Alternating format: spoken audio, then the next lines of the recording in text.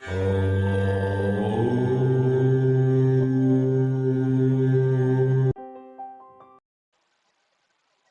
है आप सभी का सत्यार्थ प्रकाश की इस कक्षा के अंदर। सत्यार्थ प्रकाश की जो ये कक्षा है हमारी, तृतीय समोल्लास हम लोगों का चला हुआ है। और मैं आप सबसे ये कहता हूँ कि यदि आपको कुछ समझ में ना आए तो आप मुझसे पूछ लेना, ठीक है, लेकिन अच्छे से समझना, क्योंकि हमारा वैशेषिक दर्शन का विषय चला हुआ है इस समय। और ये विषय जो है थोड़ा समझना जो है कठिन सा भी होता है, और थोड़ा सा है, तो इसलिए जो है इसको अच्छे से समझ के ही चलेंगे आगे। तो पिछली बार मैंने आपको जो है वैशेषिक दर्शन का जो सत्यार्थ प्रकाश है उसमें दिया हुआ एक सूत्र पढ़ाया था। सूत्र ये था कि भाई सबसे पहले हमको धर्म के द्वारा अपने आचरण को पवित्र करना है, धर्म के द्वारा अपने व्यवहार को शुद्ध करना है, और उस शुद्ध व्यवहार के द्वारा हमें केवल 6 चीजों को जानना है। वो 6 चीजें क्या है? द्रव्य है, गुण है, कर्म है, सामान्य है, विशेष है और समवाय। ये केवल 6 चीजें हैं। द्रव्य, गुण, कर्म, सामान्य, विशेष, समवाय। इन 6 चीजों का जो है हमें तत्व जान लेना है। और तत्व ज्ञान भी किस प्रकार लेना है? साधर्म्य वैधर्म्य, यानी इस तरीके से सीखना है कि इनमें क्या समानताएं हैं, क्या इनमें विभिन्नताएं हैं। यदि हम इस चीज को सीख लेते हैं ना तो हमारी मुक्ति हो जाएगी। यानी महर्षि जो कणाद हैं, कणाद ने वैशेषिक दर्शन को कहा है कि ये मुक्ति कराने वाला शास्त्र है। लेकिन आपको इन 6 चीजों को जानना है, इनकी समानताओं के साथ में और इनकी एक दूसरों से विभिन्नताओं के साथ में। तात्विक ज्ञान लेना, केवल शाब्दिक ज्ञान ना हो, तो आपकी मुक्ति संभव है। और उससे पहले अपने आप को धर्म के द्वारा शुद्ध कर लेना है, तभी आप इनका यथार्थ ज्ञान ले पाओगे। जैसे मैं एक उदाहरण से आपको समझाता हूँ, समझना। हमारे देश के अंदर बहुत सारे ब्यूरोक्रेट्स हैं। आई आईपीएस हैं, आईआरएस हैं, आईएएस हैं, बहुत सारे हैं। और हम लोग जानते हैं कि यूपीएससी के एग्जाम को क्लियर करना बड़ा ही कठिन काम है। लेकिन वो लोग बहुत अधिक मेहनत करते हैं, दिन रात एक करते हैं, तब जाके वो यूपीएससी का एग्जाम क्लियर कर लेते हैं। और एग्जाम क्लियर करने के बाद में कोई आईएएस बन जाता है, कोई आईपीएस बन जाता है, कोई आईईएस या आईआरएस, इस तरह अलग अलग पोस्ट पे चला जाता है। अब यहाँ एक बात बड़ी महत्वपूर्ण है, क्या वो सारे के सारे ईमानदार होते हैं? क्या वो सारे के सारे चरित्रवान होते हैं? क्या वो सारे के सारे देशभक्त होते हैं? बताइएगा। इतना कठिन एग्जाम पास करने के बाद में वो पोस्ट पे चले गए, क्या वो सारे ही ईमानदार हैं? अब मैं आपको, हाँ, ब्यूरोक्रेट्स जो है। अब मैं एक बात और बताता हूँ, देखो, आप ऋषियों की भाषा को समझ रहा, मैं उसको समझाने का प्रयास कर रहा हूँ, ठीक है। दूसरा मैं आपसे कहता हूँ कि कोई डॉक्टर है, डॉक्टर की पढ़ाई में भी बहुत मेहनत है, ठीक है, और मतलब अच्छी अच्छी पोस्ट है, बड़ी मेहनत से जाया जाता है। जज हैं, अभी स्वामी रामदेव जी के ऊपर जब केस हुआ, जज ने जो केस करा, मतलब सुप्रीम कोर्ट के उसमें, तो वहां एक जज थे, उन्होंने एक ऐसा बयान दिया जो बड़ा अच्छा नहीं था।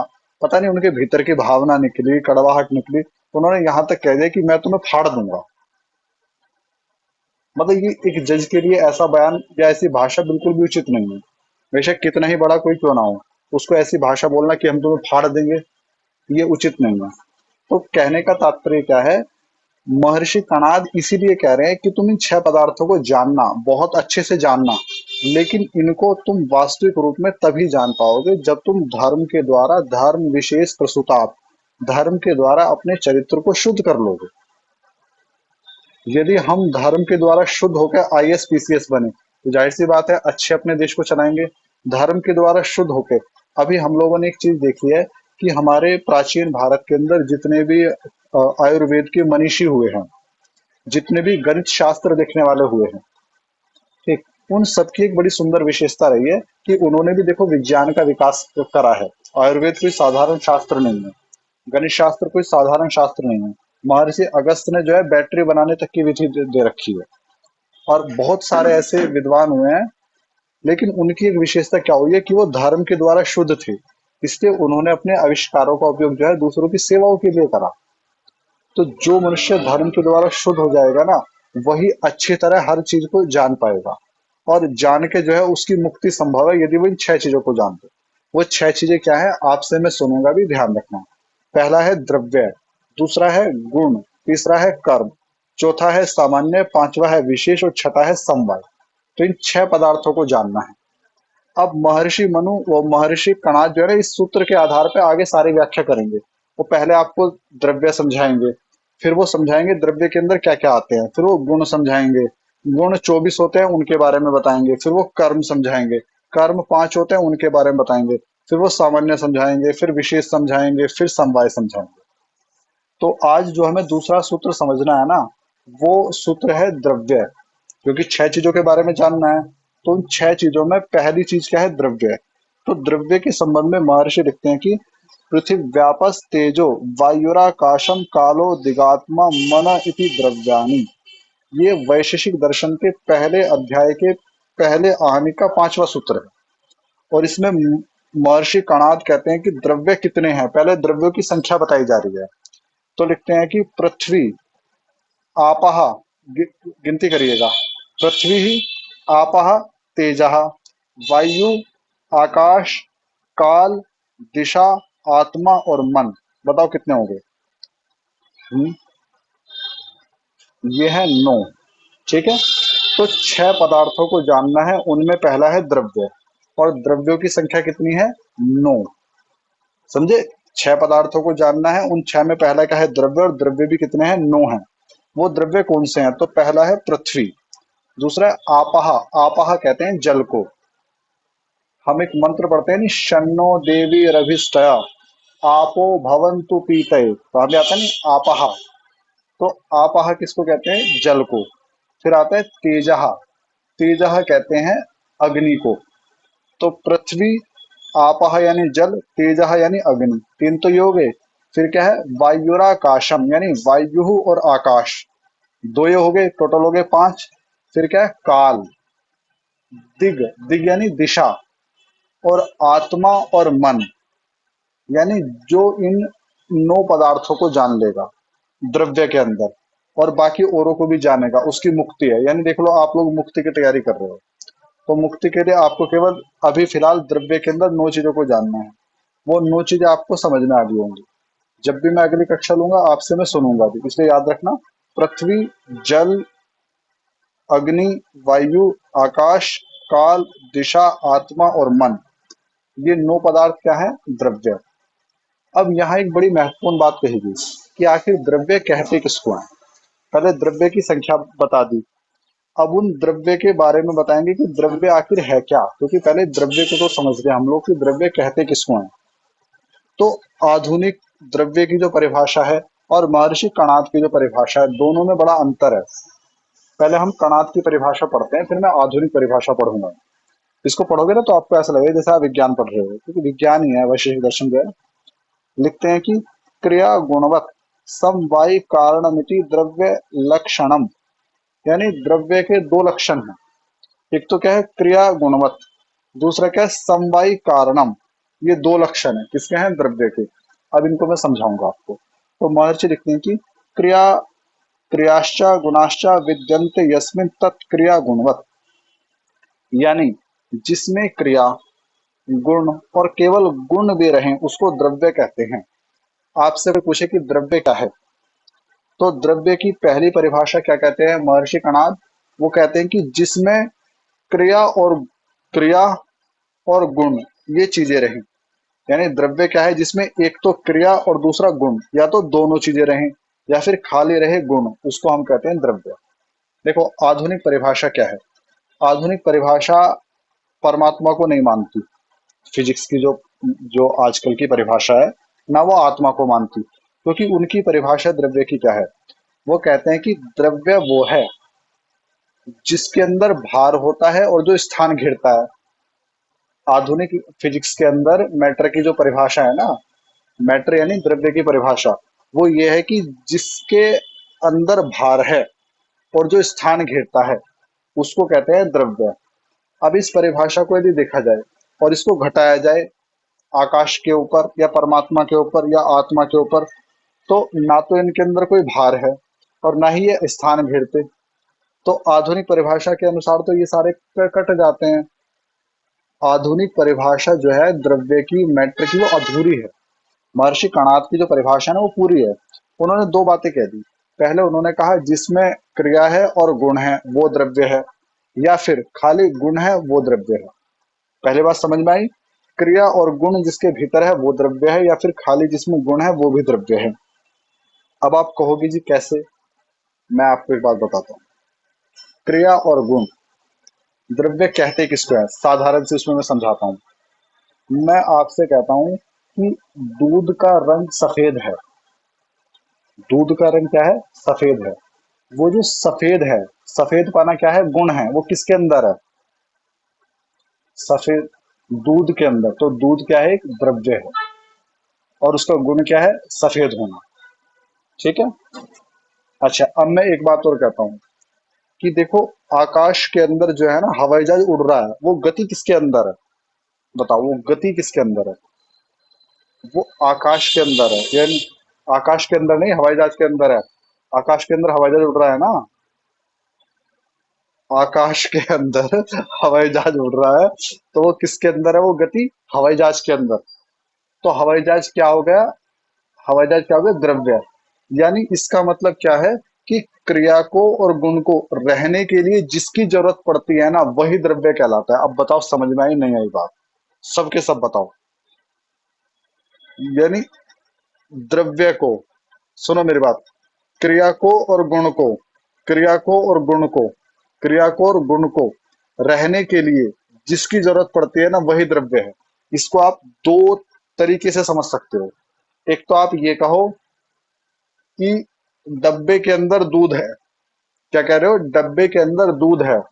और आप ये कह रहे हो कि दूध डब्बे के अंदर है। या तो आप ये कह दो कि क्रिया और गुण जिसके अंदर है ना, वो द्रव्य है। या फिर जिसमें क्रिया और गुण होते हैं वो द्रव्य है। मुझे लगा कंफ्यूज हो गए होंगे मेरी इस बात से जो है।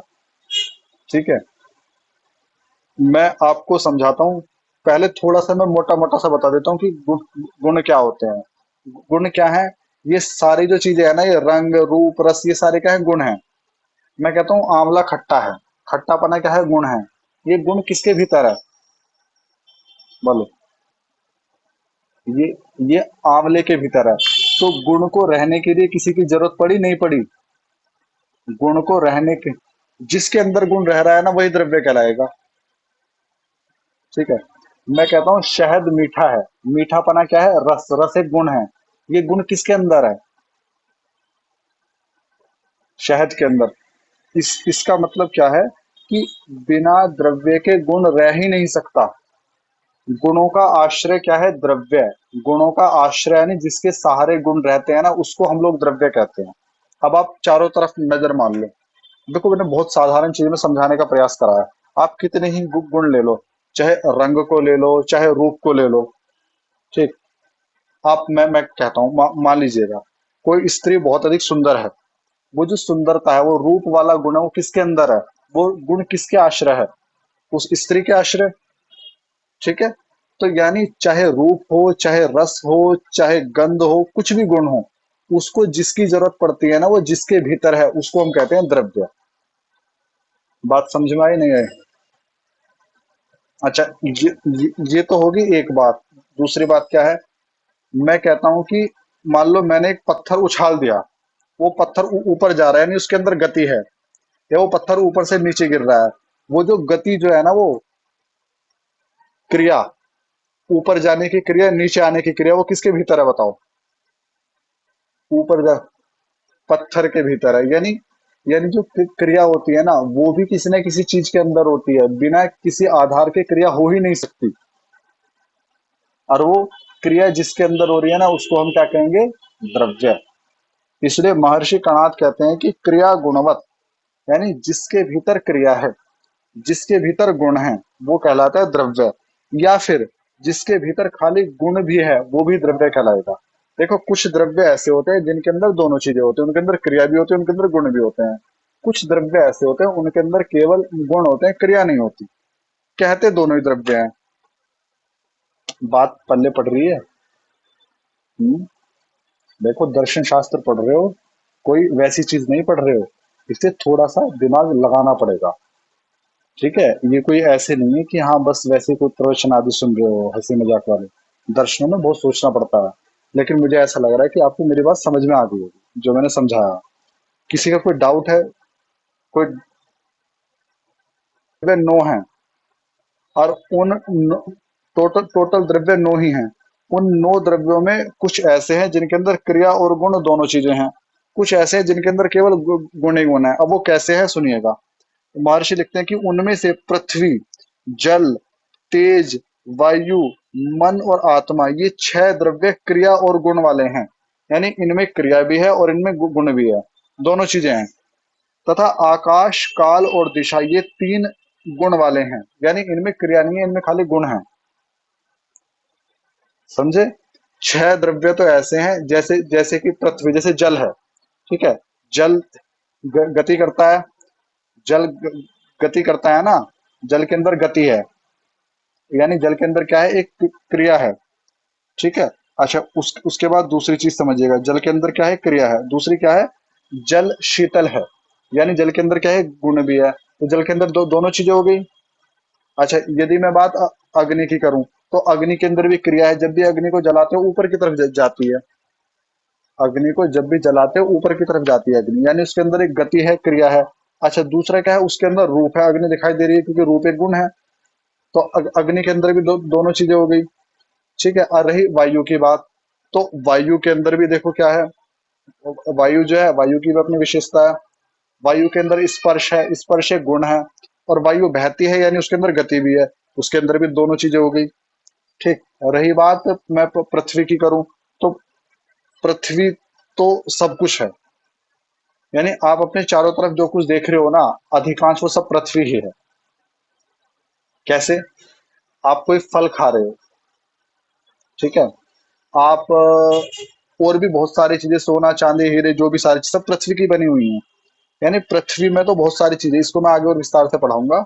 तो कहने का तात्पर्य क्या है कि पृथ्वी, जल, अग्नि, वायु, पृथ्वी, जल, अग्नि, वायु, आत्मा, मन, ये 6 ऐसे हैं जिनके अंदर क्रियाएं भी हैं और गुण भी हैं। आत्मा के भी गुण है, आत्मा के अंदर क्रिया भी है, आत्मा क्रिया करती है। पता है ना आपको, आत्मा क्रिया करती है। हम्म। अच्छा, उसके बाद में क्या, 3 द्रव्य ऐसे हैं जिनके अंदर केवल गुण ही है। एक तो आकाश, एक काल और एक दिशा। ना तो आकाश के अंदर कोई क्रिया है, आकाश कहीं जाता आता नहीं है। ठीक है, ना ही काल और ना ही दिशा। ये 3 द्रव्य ऐसे हैं जिनके अंदर खाली गुण है। कणाद की परिभाषा जो है, आधुनिक विज्ञान की परिभाषा से बहुत अधिक विस्तृत है और बहुत अधिक वैज्ञानिक है। उन्होंने और गहराई में जाके चीजों को लिया है, और ज्यादा इन डेप्थ गए हैं वो। तो पहला लक्षण समझ में आ गया द्रव्य का क्या है। जिसके अंदर क्रिया और गुण हो या फिर केवल गुण हो, उसको हम कहते हैं द्रव्य। अब 6 द्रव्य हैं, वो 9 द्रव्य हैं, उनमें से 6 के अंदर तो क्रिया और गुण दोनों है, और 3 ऐसे हैं जिनके अंदर केवल गुण ही गुण है। ये पहला लक्षण था द्रव्य का। इसमें किसी को डाउट है तो मुझसे पूछ लीजिएगा। देखो, ये पहला क्या था, क्रिया गुणवत, ये एक लक्षण था। अब दूसरा लक्षण जो है ना, वो है समवायी कारणम इति। अब समवायी कारण क्या होता है, इसको पढ़िएगा। महर्षि लिखते हैं कि समवेतुम शीलम यस्य तत्समवायी प्राग वृत्ति तत्वम कारणम समवायी च तत्कारणम च समवायी कारणम लक्ष्यते येन तल्लक्षणम। यानी जो मिलने के स्वभाव युक्त कार्य से कारण पूर्व कालस्थ हो, उसको समवायी कारण कहते हैं। जिससे लक्ष्य जाना जाए, जैसे आंख से रूप जाना जाता है, उसको लक्षण कहते हैं। अब मैं समझाता हूँ, देखो समवायी कारण क्या होता है। समवायी कारण यदि आपको समझना है ना, अरे समझ लीजिएगा, एक मिनट। समवायी कारण क्या होता है, दो बातें कही हैं महर्षि ने। वो क्या कहते हैं, जो मिलने के स्वभाव युक्त कार्य से पूर्व पूर्व कालस्थ हो, उसको समवायी कारण कहते हैं। देखो, समवायी कारण का मतलब क्या होता है कि मैं आपसे एक बात पूछता हूं कि रोटी है, रोटी किस चीज की बनी होती है, बताइएगा, रोटी किस चीज की बनती है। रोटी बनती है आटे से। अब आटा पहले है, रोटी पहले है। आटा रोटी का समवायी कारण कहलाएगा। समवायी कारण कहते ही उस चीज को है जो किसी चीज से पहले उपस्थित हो। यदि इसको मैं दूसरी भाषा में कहूं, तो इसको हम उपादान कारण भी कह सकते हैं। यानी उपादान कारण भी क्या है, एक समवायी कारण है। जैसे मैं और कुछ उदाहरण से आपको समझाता हूँ। ठीक है। आपके पास में मेरे पास में एक सोफा है लकड़ी का बना हुआ। ये सोफा किससे बना है? मैंने भी बता दिया वैसे। लकड़ी से। अब लकड़ी पहले है, सोफा पहले है? लकड़ी पहले है, यानी इसका मतलब क्या हुआ कि ये सोफा लकड़ी से बना है, तो लकड़ी क्या हो गई सोफे का? समवायी कारण। अब देखो, देखो बंधुओं, यहाँ इसको ध्यान से सुनो, मेरी बात को। लिखा है ना, कार्य से कारण पूर्व कालस्थ हो, यानी कार्य से जो है कारण पहले होता है। ठीक है। कार्य बाद में होता है और कारण कारण जो होता है वो होता है पहले। इसी को हम लोग क्या कहते हैं? हाँ हाँ। इसी को हम लोग क्या कहते हैं? समवायी कारण। ठीक है। बात समझ में आई? अच्छा, फिर क्या कहा है? जो मिलने के स्वभाव युक्त। मिलने के स्वभाव युक्त क्या है? यही तो देखो, जो कारण है वही तो मिलते हैं ना। जैसे मैं रोटी की बात करता हूँ। रोटी के अंदर आटा है, पानी है, वो सब आपस में मिलके तभी तो रोटी बना रहे हैं ना। तो समवायी कारण का स्वभाव ही क्या होता है? मिलता है। अच्छा, एक बहुत प्यारा सा उदाहरण है जो वैशेषिक दर्शन में बहुत ज्यादा पढ़ाया जाता है। वो लिखते हैं कि कपड़ा है। कपड़ा किससे बना होता है? कपड़ा बना होता है तंतुओं से। ठीक है। कपड़ा किससे बना होता है? तंतुओं से। अब मैं आपसे एक बात पूछता हूँ कि पहले कपड़ा होता है, तंतु पहले होते हैं? पहले पहले क्या होता है? तंतु होते हैं। इसका मतलब क्या है कि तंतुओं से ही तो कपड़ा बना है। और यदि मैं इसको बहुत अच्छी भाषा में समझा दूं ना, तो मैं ये कहता हूँ कि यदि आप समवायी कारण को खत्म कर दोगे ना, तो वो कार्य ही खत्म हो जाएगा। भाई, यदि तंतुओं को जोड़ के कपड़ा बन गया, आप तंतुओं को हटा दीजिएगा, कपड़े का अस्तित्व ही खत्म हो जाएगा। कपड़ा का कह किसको रहे हैं? तंतुओं के जोड़ को ही तो कपड़ा कह रहे हैं। हैं? मिट्टी के आपस में जुड़ने को ही तो घड़ा कहा गया है। आटे को जोड़ के सेकने के बाद में ही तो रोटी कहा गया है। यदि उसको ही अलग कर दिया जाए तो कौन रोटी कह देगा उसको? यदि घड़े को तोड़ दिया जाए, मिट्टी बिखेर दी जाए, तो कौन घड़ा कह देगा? तो समवायी कारण यदि हट जाए ना किसी चीज का, तो समझ लीजिएगा वो कार्य ही नष्ट हो जाता है। समवायी कारण का अपने कार्य से ऐसा संबंध होता है कि उसके हटते साथ ही वो कार्य खत्म हो जाएगा। यानी वो कार्य है ही तब तक जब तक समवायी कारण मिला हुआ है, चीजें जुड़ी हुई है। तंतु आपस में जुड़े हैं, मिट्टी आपस में जुड़ी है, आटा आपस में जुड़ा है। इसका स्वभाव क्या है? मिलने का स्वभाव होता है इसका। और दूसरा क्या है? ये अपने कार्य से पहले ही विद्यमान रहता है। इसी को हम लोग कहते हैं समवायी कारण। और जितने भी द्रव्य हैं उन सबके अपने समवायी कारण हैं। पृथ्वी का समवायी कारण है, जल का समवायी कारण, सबका क्या है? समवायी कारण है। यानी इसके कहने कहने का मतलब क्या है? द्रव्य किसको कहते हैं? जिसके अंदर गुण और क्रिया हो अथवा खाली गुण हो। दूसरा, जिसका समवायी कारण हो। ठीक है। यानी जो समवायी कारण से युक्त हो। बात समझ में आई? बात समझ में आई? ये द्रव्य की परिभाषा है महर्षि कणाद के द्वारा। अभी अब इसमें एक चीज और कही गई है। वो क्या कही गई है? लक्षण वाली। लक्षण वाली चीज को मैं और समझा देता हूँ आपको अच्छे से। यहाँ लिखा है कि जिससे लक्ष्य जाना जाए, उसको क्या कहते हैं? लक्षण। जैसे आंख से रूप जाना जाता है। भाई, एक तो होगी आंख, एक हो गया रूप। रूप को जानने का साधन क्या हो गया? आंख। तो रूप क्या है? लक्ष्य है। और आंख क्या कहलाएगी? लक्षण। जैसे कि शब्द हैं। शब्द को आप जानते हो कानों के द्वारा। तो शब्द क्या है? आपके लक्ष्य। और कान क्या हो गए उसके? लक्षण। ठीक है। स्पर्श का भान होता है तो त्वचा के द्वारा। जी हाँ। अच्छा, मैं दोबारा बताता हूँ। देखो, समझो, आपके पास में दो चीजें, एक तो है लक्ष्य, एक चीज है लक्षण। लक्षण उसको कहते हैं जिसके द्वारा लक्ष्य को जाना जाता है। लक्षण किसको कहते हैं? जिसके द्वारा लक्ष्य को जाना जाता है। अब रूप है। रूप को किसके द्वारा जानते हो बताओ? आंख के आंख के द्वारा जानते हैं। तो इस सिचुएशन में आंख क्या है? इस सिचुएशन में आंख क्या है? लक्षण। और रूप क्या है? लक्ष्य। रूप क्या है? लक्ष्य। ठीक है। आप त्वचा के द्वारा स्पर्श का पता करते हो, ठंडा गर्म क्या है, या और भी कुछ भी स्पर्श है, अच्छा बुरा। तो जो वो स्पर्श है वो क्या आपका लक्ष्य है, और किसके द्वारा जान रहे हो? तो त्वचा के द्वारा। तो वो क्या कहलाएगी? त्वचा क्या है? लक्षण। और वो क्या है? लक्ष्य। बोलो, बात समझ में आई? ठीक। हाँ।